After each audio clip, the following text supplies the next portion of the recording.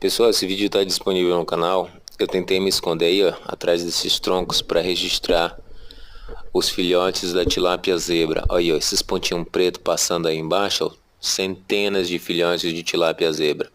É muito difícil fazer esse registro. Ali no fundo dá para aparecer, ó, tá vendo?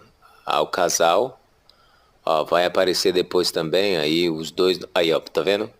Embaixo a imagem não é muito boa, mas dá para ver, ó, e apareceu o casal agora, os filhotes correndo embaixo.